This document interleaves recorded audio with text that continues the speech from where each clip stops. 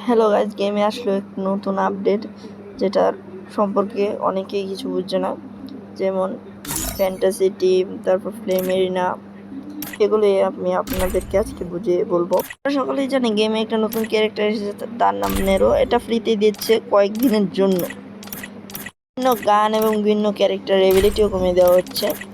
আর recently চলতে থাকা FFWS মানে FFWS global free fire world সিরিজের থিমে এবারের আপডেটটা দেওয়া হয়েছে।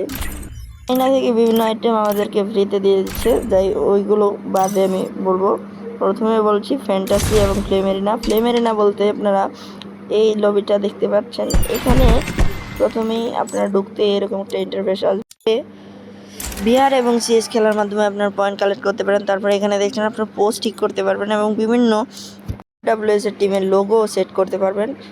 আমি যখন বাংলাদেশি, আমাদের বাংলাদেশ থেকে দুইটা টিম গিয়েছে, আরএসকে জার্সি এবং লোগো আমি নিয়ে নিয়েছি, তাই এখানে আমি আরসির লোগোটা ব্যবহার করব। কোথায়? এই যে নিচে আছে। আপনার সিএস এবং বিআর ভালো প্লাস বা ভালো খেললে আপনাদের এখানে পয়েন্ট পাবেন, আর পয়েন্ট সংযুক্ত করার মাধ্যমে বিভিন্ন রেওয়ার্ড পাবেন। এটাই এই ফ্লেম এরিনার কাজ। এখন এসে করি ফ্যান্টাসি টিমে।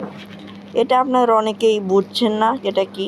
মূলত আপনারা বিভিন্ন ক্রিকেট, ফুটবল দিতে দেখে থাকবেন, যেমন ড্রিম 11 সার্কেল ইত্যাদি।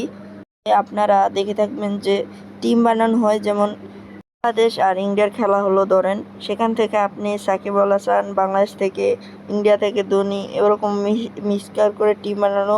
মানে যেই প্লেয়ারগুলো আপনার মনে হয় ভালো খেলবে তাদেরকে আপনি দিতে পারেন। এরকমভাবেই ওরা যদি সত্যি খেলায় ভালো খেলে তাহলে আপনি পয়েন্ট অথবা টাকা পাবেন। এটা সেম এফএফডব্লিউএস গ্লোবাল ইন্দোনেশিয়াতে যে টুর্নামেন্টটা হবে সেটাতে যদি আপনি যে প্লেয়ারটি সেট করবেন ওই প্লেয়ারটি যদি সেখানে ভালো খেলে আপনিও পয়েন্ট পাবেন। এবং লিডার বোর্ড তো আমি আপনাকে দেখালাম, সেখান থেকে পয়েন্ট হিসাব করে আগে পিছিয়ে থাকবে।